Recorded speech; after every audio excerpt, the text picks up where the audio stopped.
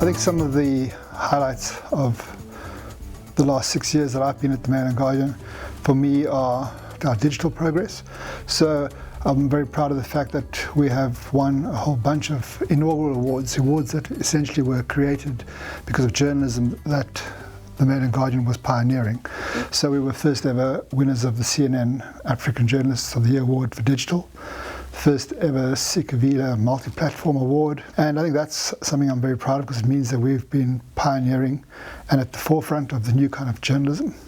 I think in terms of the content, probably the best moment for me was Mandy Rousseau's breaking of the Nkandla scandal, which I think the outgoing editor-in-chief Nick Dawes referred to as classic shoe leather journalism, because we drove off to KZN, to Nkandla, to do an entirely different story, and then Mandy discovered the Nkandla debacle, which has led, since 2009, which has led to the EFF being in Parliament.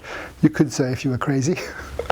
Other things to be proud of are things that Owen Bongania has done, not just the stories, but also things like with the Mail and Guardian fighting for access to the Nkandla report via a PI application and getting that. I mean, it's those kinds of things, the things that are, a combination of being sexy, but also a combination of really hard behind-the-scenes work that make me most proud of the Mail and Guardian. Some people believe that in the new world of digital journalism, you need to adapt or die. It's much worse than that. It's actually you adapt or nobody will even notice that you've died. It's the competition for audience engagement, the competition for just awareness is so great with so many different platforms.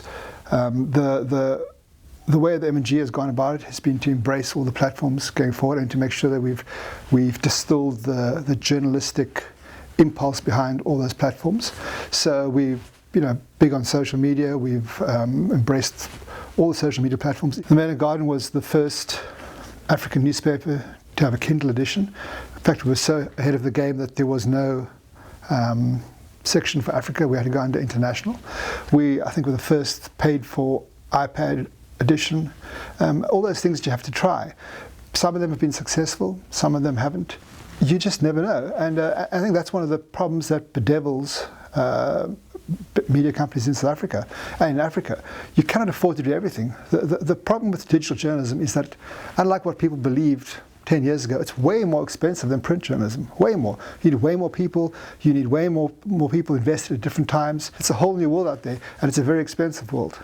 One of the reasons we need great investigative journalism, possibly more than ever today, is that the people that we are investigating now have the same access to media platforms as we do. They can create their own media platforms, either by buying newspaper groups or by just starting their own Twitter accounts.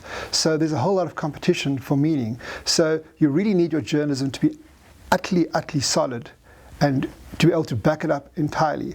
So the idea that anybody could do journalism is true, but the idea that anybody could do really expensive, laborious, painstaking investigative journalism is not true. There's no question that the more people have access to the means of production of media, the better it's going to be for democracy and for our country.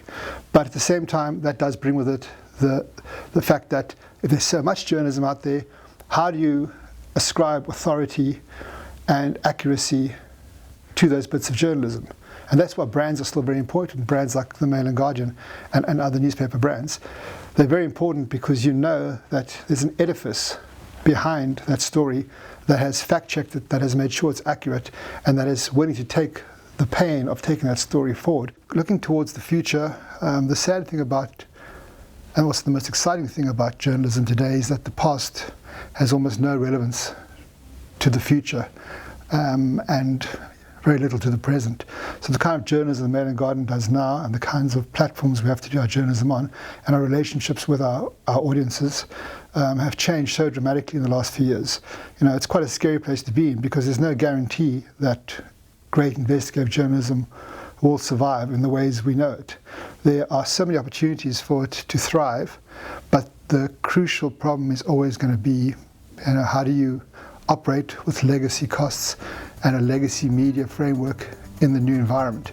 How do you make people understand, and you can't make them, how do people come to understand that investigative journalism is as important to our country, to democracy, to our continent as it is?